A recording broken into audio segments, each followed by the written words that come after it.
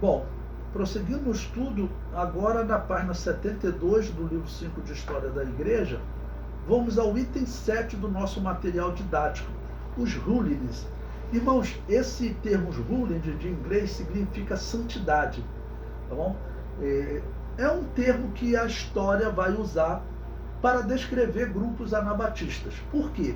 Porque nesse período, 1840, irmãos, o número de igrejas anabatistas na Europa vai crescer muito, nos Estados Unidos também. E principalmente vão surgir, por exemplo, acampamentos, retiros espirituais. Eu fui criado na Assembleia de Deus, eu participei de muitos retiros espirituais na Assembleia de Deus. Entre os anabatistas, e era comum na Assembleia de Deus, fazer retiros, principalmente no carnaval, de oração, tá bom? Lembrando, irmãos, que carnaval, ele segue um padrão católico. Se você não sabe, o carnaval, por que ele muda de data a cada ano? Porque os católicos estabeleceram, olha, a festa da carne, ela tem que ocorrer 40 dias antes da Páscoa Católica, e tem a Quaresma, né? E depois a Páscoa Católica. Então vocês pequem esse período para depois vocês entrarem em santidade. Quem determina a data do carnaval é a Igreja Católica até hoje, tá bom? Então, esse termo rulings foi um termo que os católicos e protestantes, principalmente os protestantes, usaram para não chamar de igreja anabatista. Mas é um movimento dentro das igrejas anabatistas, é o crescimento das igrejas anabatistas. Em 1840, lembre-se, na Europa, os anabatistas da Europa em geral tinham liberdade há 50 anos. Nos Estados Unidos também. Então vai crescer tanto o número de igrejas e eles chamam de retiros espirituais ou acampamentos espirituais, né, buscando santidade, buscando o poder de Deus, e a história usou esse nome, rulings, tá ok? Movimentos da santidade. Bom, então eu separei aí para vocês, tá bom? O historiador Brunelli, tá ok? Que na sua obra Teologia para Pentecostais, contando a história da igreja, ele nos diz: o movimento rulings, do inglês santidade, nasceu nos Estados Unidos entre 1840 e 1850 para introduzir pessoas à vida de perfeição cristã. Os rulings realizavam acampamentos em zonas rurais onde passavam dias na presença de Deus, orando pela segunda experiência, tá bom? Olha, irmãos, esse livro aqui, ele é publicado, tá bom? Ele é publicado pela Assembleia de Deus, né? Pela Central Gospel, ok? Então, ele não enfatiza que são igrejas anabatistas, mas eu pesquiso e eu vejo, são todas igrejas anabatistas. Você não vai ver pentecostalismo, avivamento entre protestantes. Até ver como, aqui no Brasil, você pode ver as batistas protestantes. Você é antiético aqui, perdão. Mas a Igreja Batista da Lagoinha, ela implantou lá um pentecostalismo espírita, porque envolve parapsicologia, tá bom? Envolve regressão. Vou contar uma história para vocês, rápida. Teve uma irmã, ela aceitou Jesus, a minha esposa evangelizou ela aceitou Jesus, e ela foi convidada, foi lá num trabalho na Igreja Batista da Lagoinha. E quando ela voltou, ela falou com a minha esposa: Lourdes, eu achei uma coisa estranha lá. Mas o que houve? É que lá eles fizeram regressão igual eu fazia no Espiritismo. Olha a situação, irmãos. Tá bom? Então os protestantes, eles fazem os pentecostalismo assim. Pentecostalismo misturado com o Espiritismo. Tem aí hoje um movimento, principalmente nessas igrejas batistas protestantes, como a Igreja Batista da Lagoinha que eles chamam de impacto radical, que é o antigo G12, em que você vai para lá, você faz um encontro, como eles chamam, eles vão mudando de nome para enganar as pessoas que não conhecem. Irmãos, eu tenho que falar isso. Isso me é cobrado, como disse o apóstolo Paulo, isso me é imposto, e ai de mim se eu não fizer isso. Isso são movimentos espíritas. Todas essas igrejas são ligadas ao satanismo espírita, tá bom? Ao satanismo maçônico. Se vocês lerem aquele livro que eu indiquei para vocês, restolho, centelha em restolho seco, rastro de sangue ou rastro maçônico, vocês vão encontrar a história do fundador da Igreja Batista da Lagoinha. É um satanista maçônico. E eu sempre falo, como assim? Você vai... como que o satanismo vai investir na igreja cristã? Isso não existe, irmãos. O satanismo, ele quer destruir a igreja cristã. Como ele não consegue mais matar, porque nós estamos vendo o fim das perseguições, o trabalho é corromper. Então as igrejas batistas protestantes que têm esse pentecostalismo, okay, que estão hoje fazendo essa febre de pintar as igrejas de preto. Eu tenho um amigo, eu não vou citar o nome dele por questão ética, tá bom? Mas um homem que ele deu aula no Bethlehem, um batista geral, um cristão, ele foi expulso recentemente de uma igreja batista porque os jovens foram participar de um retiro desses, tá bom? Impacto Radical.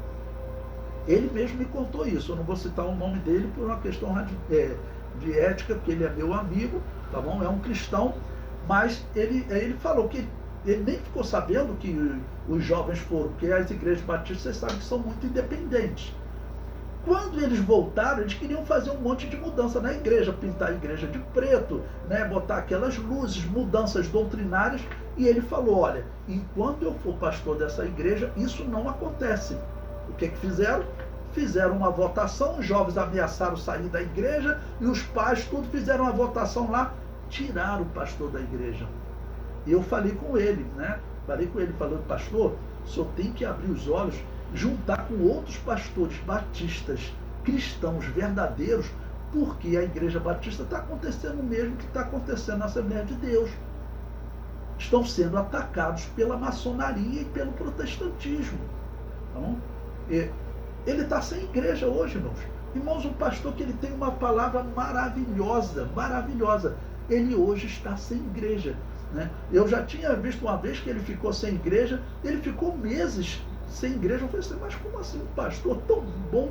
Né? Mas por quê? Porque a maioria das igrejas batistas estão se transformando em protestantes. Por quê? A igreja protestante tem dinheiro. Então eles organizam, reformam a igreja, faz um monte de coisa. Agora a igreja está abençoada. Abençoada não, está abençoada, não é por Deus não.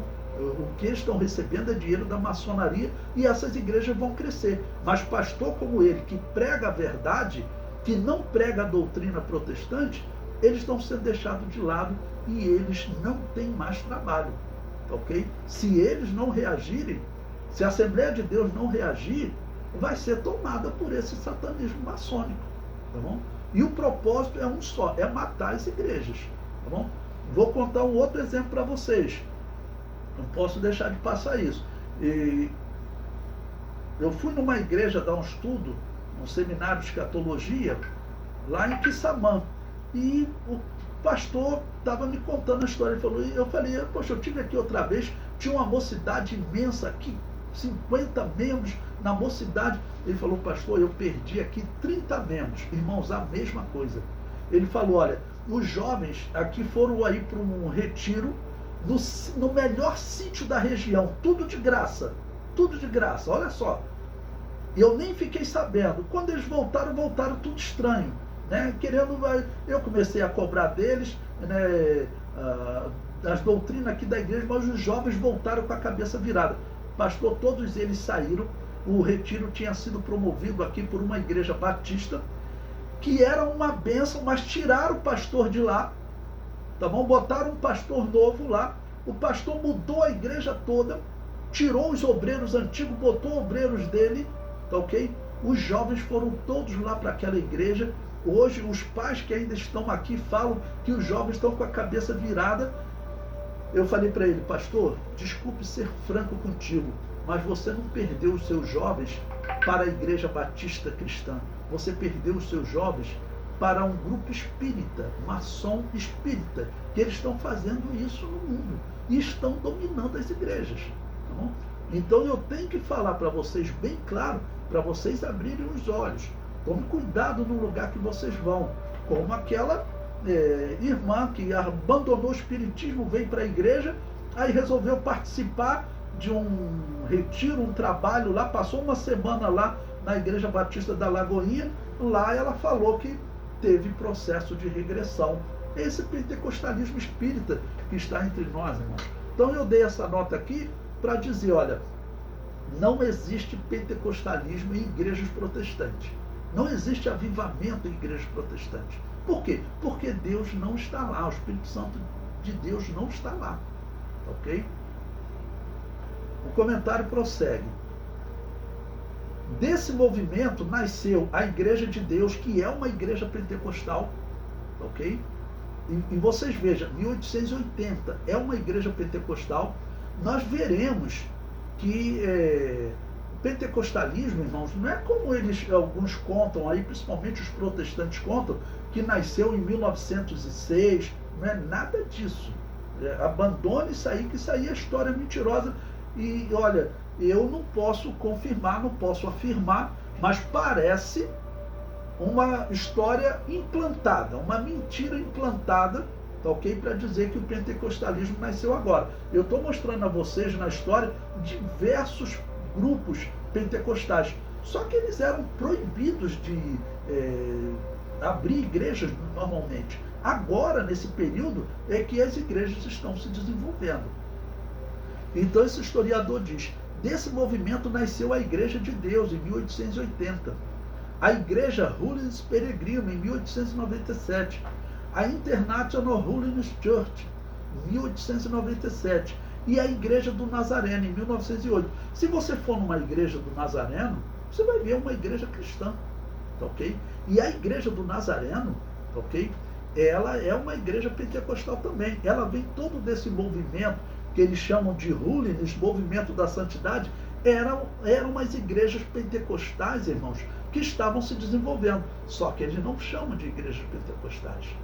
Por isso que eu digo para vocês, cara, essa história implantada.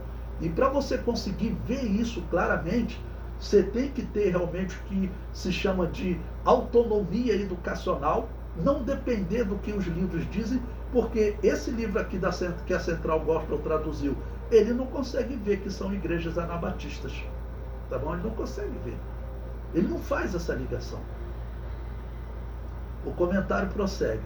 Essas igrejas adotavam uma forma autônoma de governo, congregacional. Como eu disse, as igrejas anabatistas são congregacionais, constituindo-se num metodismo modificado. Olha o que ele falou aqui. Por isso que eu boto o texto do historiador para nós podermos criticar. O metodismo, irmãos, era um grupo da igreja anglicana. Não tem nada a ver com as igrejas anabatistas. E o metodismo não é igreja cristã. Se você for numa igreja metodista, primeira coisa, eles vão batizar teu filho. Vão querer batizar. Se nascer uma criança tua, eles vão querer batizar. Metodismo não é igreja cristã. O que aconteceu? Teve uma parte dos metodistas, com John Wesley, que conheceram igrejas anabatistas. Eu contei a história para vocês. John Wesley estava num navio, o navio quase afundando, tinha um grupo de anabatistas cantando louvores e glorificando a Deus. Ele mesmo conta, ele aceitou Jesus ali, abandonou a igreja metodista, tá ok? Abandonou a igreja metodista e se converteu a Jesus. É assim que eu chamo. Ele aqui já chama de metodismo modificado. Não é metodismo modificado. Prosseguindo. Dando inclusive à mulher o direito de ser ordenada ao ministério. E aqui também não era ordenada ao ministério, era participar da pregação do evangelho. Tá bom? Eles não separavam pastoras, ok? Mas as mulheres participavam, tá bom? Por exemplo, dirigindo cultos, pregando, ensinando, tá bom? Eu cito como exemplo na história, eu sempre vi, e como nós estamos vendo aqui na Assembleia de Deus, ainda nos dias atuais, as mulheres estudam mais que os homens. É verdade. Não? As mulheres se dedicam mais ao estudo dos homens. Nas salas de seminário, a maioria dos alunos normalmente são do sexo feminino. Alguns falam porque os homens trabalham, é mais difícil, tem trabalho em igreja. Tudo bem, mas os homens era obrigação, já que eles estão ligados ao ministério. Aí você entende por que a Assembleia de Deus está chamando os católicos de irmãos, chamando o Papa de sua santidade, chamando os presbiterianos, né, os protestantes em geral, de irmãos, quando na verdade não são. A doutrina da salvação deles, irmãos, tanto católico como protestante, é diferente da nossa. bom? E são doutrinas que se opõem, não podem ser verdadeiras ao mesmo tempo. Ele prossegue.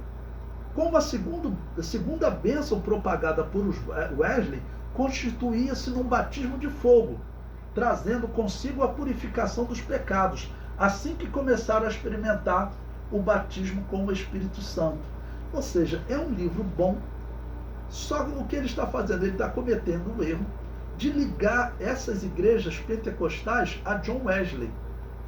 E não é verdade. John Wesley ele abandonou o protestantismo e veio para as igrejas evangélicas, anabatistas, congregacionais, pentecostais. Então não é um movimento que está nascendo a partir de John Wesley. Tá bom? Então eu coloco o texto da íntegra, tá, ok? Inclusive partes que eu discordo, mas para nós podermos criticar. Tá bom? E que um dia alguém da Central Gospel observe e refaça, né, esse trabalho, né?